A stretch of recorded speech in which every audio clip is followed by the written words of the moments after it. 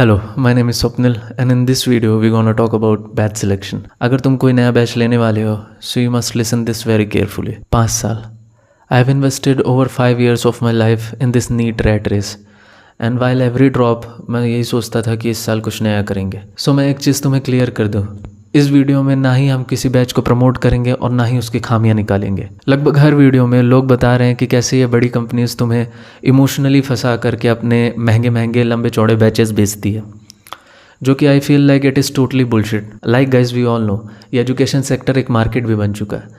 सो हर साल इनके नए बैचेज आते हैं, उन्हें इन्हें बेचना रहता है, तो ये different kind of marketing strategies use करते ही हैं। ऑफकोर्स मैं इनके जो फेक क्लेम्स हैं उन्हें जस्टिफाई नहीं कर रहा कि कैसे हर कोचिंग में AIR 1 से लेकर 10 तक तुम देखोगे तो सबके चेहरे सिमिलर तुम्हें हर कोचिंग के सामने दिख जाएंगे। बट ये भी सही नहीं है कि तुम ये सोचते रहो कि सब मुझे ठगने के लिए ही बैठे हैं। एट द एंड तुम्हें कोई ना कोई क्लासेज या कोचिंग लेनी ही पड़ेगी। बट पहले तो मैं तुम्हें एक चीज़ बता दूं, अगर तुम इस साल ड्रॉप लेने का सोच रहे हो सो एक बार फिर से सोच लो। You need to smartly handle this. Like अगर तुम अभी 17-18 साल के हो और अभी तुमने 12th पास की है और अगर तुम्हारा 1-2 अटैम्प्ट में क्लियर हो गया that's well and good. But बहुत लोगों का पहले अटैम्प्ट में क्लियर नहीं होता, तो उन्हें 1-2 या 3-3 अटैम्प्ट्स लगते हैं, 4-4 अटैम्प्ट्स लगते हैं। लाइक मुझे अभी 5 साल हो चुका है और ये लास्ट नीट है जो मैंने अभी दिया है। सो लेट से तुम 20 साल के हो और अभी तुम्हें MBBS की सीट मिली है। सो अब तुम्हें 5.5 years का UG कोर्स करना पड़ेगा, ऑलमोस्ट 6 साल। तो अब तुम 26 साल के हो चुके हो, देन PG करोगे और अब बहुत लोग पहले अटैम्प्ट में उसे भी क्लियर नहीं कर पाते। बट मान के चलो तुम्हारा पहले ही अटैम्प्ट में क्लियर हो जाता है, अब तुम 27 साल के हो चुके हो एंड देन तुम्हें 3 साल का करना पड़ेगा MD MS कोर्स, तब तुम 30 साल के हो चुके हो। 30 साल के बाद भी बहुत लोग इस पर सुपर स्पेशलाइजेशन करते हैं, देन और 3 साल लगेगा तुम्हें उसे करने में, तो 33 years ऑफ। तो now you can see that you are investing almost of your 10 to 12 years of your life, almost 13 years of your life to initially get a salary of about 1.5 to 2 lakhs। सोचो तुम 15 से 20 घंटे की पढ़ाई कर रहे हो, पहले तो UG निकालते हो नीट एग्ज़ाम, देन 5.5 years का जो UG कोर्स है उसमें भी 15-20 घंटे की पढ़ाई, मतलब लगातार पढ़ाई करते रहते हो। देन तुम जब थोड़ा बहुत कमाना शुरू कर देते हो तुम्हारी सैलरी आने लग जाती है, उसके बाद भी वहाँ कुछ शिफ्ट्स ऐसी होती हैं जो 25 से 30 घंटे और उससे भी ज़्यादा लगती हैं। सो मैं बस तुम्हें ये बता रहा हूँ कि अगर तुम इस प्रोफेशन में जाना चाहते हो तो तुम्हें पूरे तरीके से अपना सोल देना पड़ेगा, सिर्फ हार्ड वर्क से नहीं होगा। सो अगर तुम किसी भी MBBS पास आउट को देखो तो उनकी एक अपनी दुनिया होती है, एक अपना बबल होता है जिसमें वो पूरी अपनी लाइफ बिताते हैं। और अगर किसी के साथ 15-20 घंटे लगातार या किसी भी प्रोफेशन के ही साथ अपने 15-20 घंटे बिता रहे हो तो ऑफकोर्स तुम उसी चीज़ में ही अपनी पूरी दुनिया देखोगे या उसी बबल में ही रहोगे। सो अगर तुम बहुत ही ज़्यादा एक्सप्लोरिंग माइंडसेट के हो, जैसे मैं था, डिफरेंट टाइप ऑफ चीज़ें तुम्हें करना पसंद है, डिफरेंट जगह घूमना पसंद है, बहुत कुछ लाइफ में चाहिए जिसके लिए अलग टाइम लगता है। जैसे मैं ये यूट्यूब ही कर रहा हूँ तो मुझे इसके लिए अलग से टाइम निकालना पड़ रहा है। बट अगर एक MBBS स्टूडेंट के हिसाब से सोचो तो तुम कुछ भी दूसरा नहीं कर पाओगे, तुम्हारी एक लाइफ हो जाएगी। एंड ऑफ कोर्स मैं तुम्हें डरा नहीं रहा हूँ, but this is the hard reality of this. So इसका ऑप्शन क्या है? अगर तुम्हें समझ में आ रहा है कि ये प्रोफेशन तुम्हारे लिए नहीं बना है, क्योंकि जैसे मैंने कहा कि इस प्रोफेशन में तुम्हें अपना सोल देना पड़ेगा, इसमें पूरे तरीके से तुम्हें इन्वेस्ट होना पड़ेगा, ये प्रोफेशन तुम्हें निचोड़ के रख देगा। तो अगर तुम उसके लिए तैयार हो then go for it. But अगर तुम कोई और अदर ऑप्शन ढूंढ रहे हो तो I don't have to tell you कि मेडिकल फील्ड में और कितने ऑप्शंस है। यूट्यूब में हज़ारों वीडियोस पड़ी हुई हैं और मेडिकल फील्ड में ही हज़ारों अदर वेज हैं, अदर पाथ्स हैं जिसमें तुम जा सकते हो और डिसेंट अमाउंट ऑफ मनी भी है। I want you to develop a sense की financial stability and decent living of life के बहुत सारे क्रिएटिव ऑप्शंस भी हैं। सिर्फ जो सोसाइटी तुम्हें हार्डकोर ऑप्शंस दे रही है या जिसमें सब चल रहे हैं उसमें तुम्हें भी चलने की ज़रूरत नहीं है। लाइक मैं तुम्हें एक एग्जांपल देता हूँ। आई हैव अ फ्रेंड जिसने एक कोर्स किया, बहुत लुक्रेटिव कोर्स नहीं है और सिर्फ 3 साल में हो जाता है, BCA, bachelors of computer application.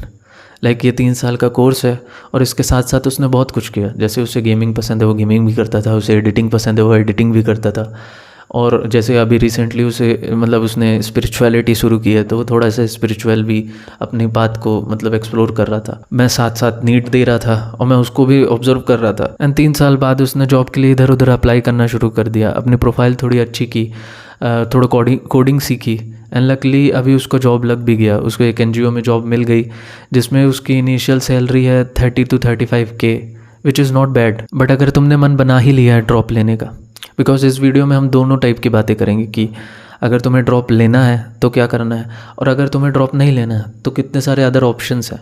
Because ज़्यादातर वीडियोस में या तो वो एक चीज़ पे ऊपर बात कर रहे होते हैं कि तुम्हें ड्रॉप नहीं लेना है तो कितने सारे ऑप्शंस हैं, या तो फिर एक चीज़ पे बात करते हैं कि अगर ड्रॉप लेना है तो फिर क्या ऑप्शंस है। मोस्ट प्रोबेबली अगर तुम्हें ड्रॉप लेना ही है, अगर तुमने मन बना लिया है कि मुझे ड्रॉप लेना है, तो एक चीज़ अपने दिमाग में भर लो।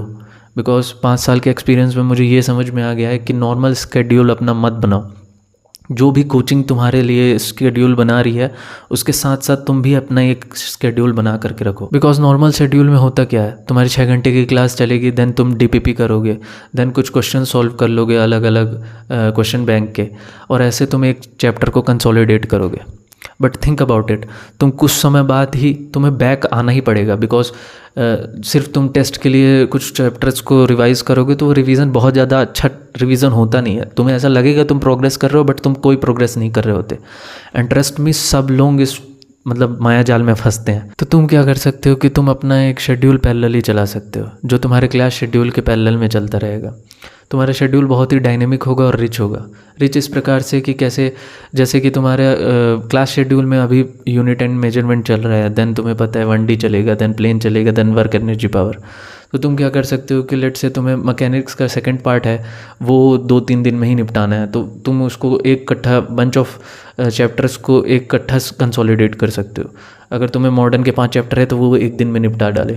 तो क्या होगा कि रिपीटिवली तुम जब चीज़ों को देखोगे वो तुम्हारे लिए बहुत ज़्यादा बेनिफिशियल ही होगा। और अगर तुम में से कोई ऐसा होगा जो ये सोच रहा है कि ये तो मेरा फर्स्ट टाइम है और मुझे 20 लेक्चर या 15 लेक्चर या 12 लेक्चर देखने ही है तभी जा कर के मैं मतलब समझ पाऊँगा, तो यहाँ भी तुम गलत हो। बिकॉज लेट्स से कि अगर रोटेशन चैप्टर तुमने पकड़ा और 15 दिन उसके लेक्चर्स देखे तो उसका रिटेंशन रेट भी रफली 60 to 70% होता है।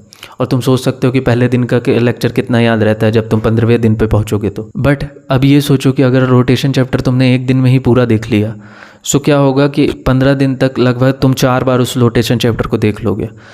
पहले लेक्चर में तुम्हें बहुत सारी चीज़ें, बहुत सारे टर्म्स समझ में नहीं आएंगे, आधा से ज़्यादा तुम्हारे ऊपर से जाएगा। बट 4 लेक्चर बाद जब रिपीटिवली कोई भी चीज़ होगी, तुम एक चीज़ दिमाग में भर लो कि ये नीट का खेल ही रिपीटेशन का है। तुम जितना ज़्यादा, और ये फिजिक्स में भी लागू होता है, सिर्फ बायोलॉजी और केमिस्ट्री में लागू नहीं होता, यहाँ फिजिक्स में भी है। बिकॉज फिजिक्स में तुम्हें कहीं भी डेरिवेशन करने की ज़रूरत नहीं है।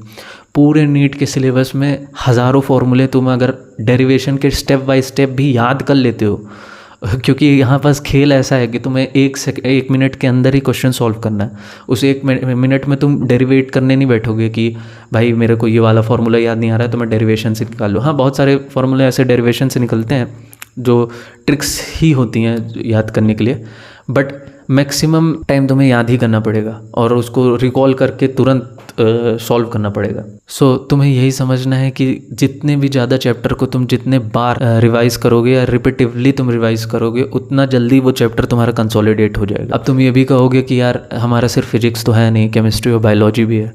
सो ऑफ कोर्स केमिस्ट्री और बायोलॉजी है, और इन तीनों को कैसे मैनेज करना है अगर तुम बोलोगे तो मैं इसके लिए डेडिकेटेड एक वीडियो बना करके दे दूंगा।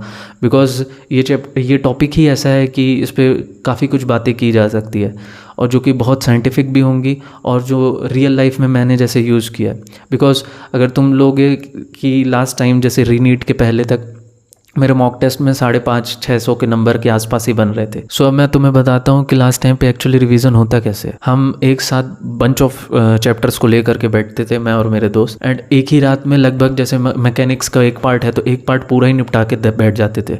या किसी दिन पकड़े कि मैकेनिक्स का सेकेंड है, या तो फ्लूइड डायनेमिक्स हो गया जिसमें थर्मल प्रॉपर्टीज़ हो गई, तो इन पूरों को एक साथ ही बैठ करके कंप्लीट करते थे। बंच ऑफ चैप्टर्स को एक साथ करते थे। इससे क्या होता था कि एक सेंस ऑफ वो भी मिलता था कि यार मैंने बहुत सारे चैप्टर्स एक साथ निपटा दिए, और एक्चुअली में तैयारी भी ऐसी हो जाती थी। और बायोलॉजी के लिए तो मुझे बताने की ज़रूरत नहीं है, बायोलॉजी तुम खुद ही कर लोगे। एंड अगर तुम केमिस्ट्री के बारे में सोचोगे तो केमिस्ट्री में इंडिविजुअली तुम्हें तीनों को अलग अलग टाइम देना पड़ेगा, फिजिकल, इनऑर्गेनिक और ऑर्गेनिक। सो बेसिकली अगर मैं सम अप करूँ इस वीडियो को तुम्हारे लिए, सो तुम्हें एक चीज़ अपने दिमाग में बहुत अच्छे से क्लियर करनी पड़ेगी कि अगर तुमने सोच ही लिया है कि तुम्हें इस पाथ में जाना है, डॉक्टरी ही करना है, तो सिर्फ पैशन से बात नहीं बनेगी, तुम्हें एक्चुअली अपना सोल पुट इन करना पड़ेगा।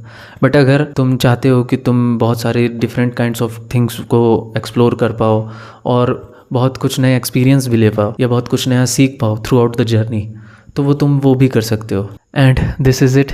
Please let me know in the comment कि तुम्हारे क्या थॉट्स हैं इस वीडियो के अराउंड, तुम कैसे परसीव करते हो इस टॉपिक को। एंड मिलते हैं नेक्स्ट वीडियो में, तब तक के लिए ओके बाय।